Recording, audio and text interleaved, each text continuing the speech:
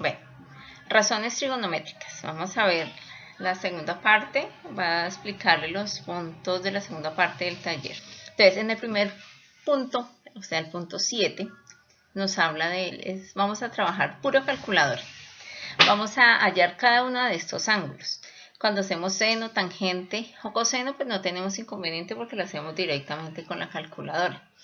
Pero, ¿qué pasa cuando vamos a trabajar secante, cosecante y cotangente?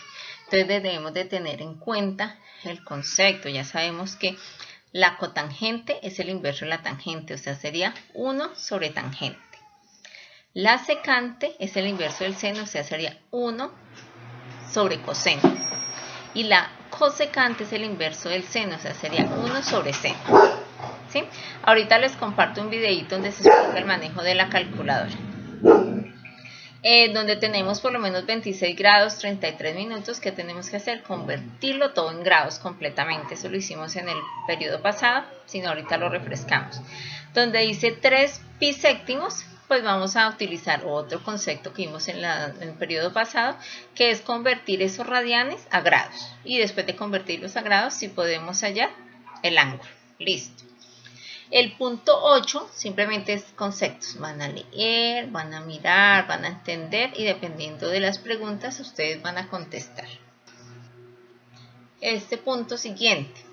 Dice que halle las razones trigonométricas de seno, coseno y tangente de manera exacta de cada uno de los triángulos. Listo. Hice el primer ejemplo, el A. Tengo ahí el triángulo, cada uno de su lado mide 2x, 2x y vamos a hallar la razón trigonométrica con respecto a alfa. ¿Qué nos falta? La hipotenusa.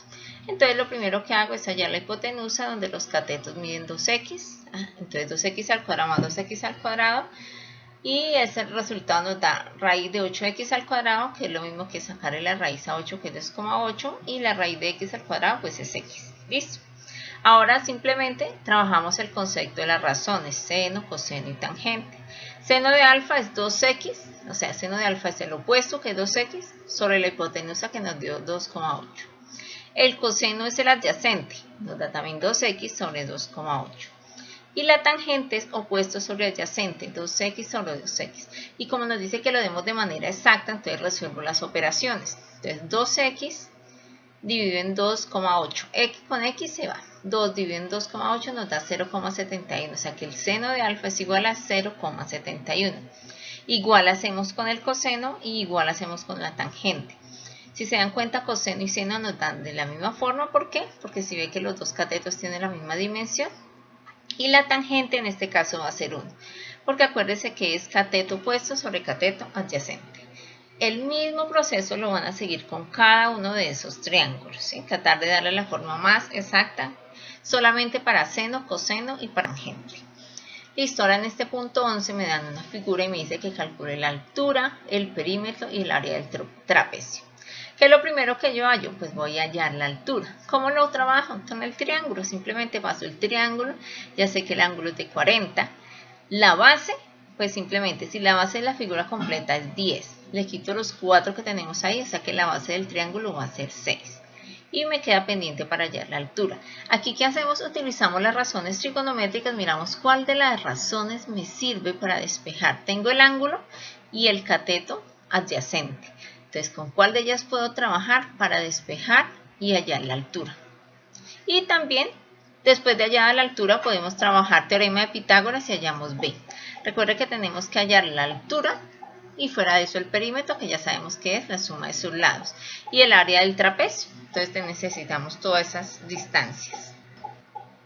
En el punto 12 hay que hallar las razones trigonométricas, pero en este caso que tenemos que construir un plano cartesiano y nos dicen que el ángulo va a estar en el vértice 0, 0, o sea, en el origen.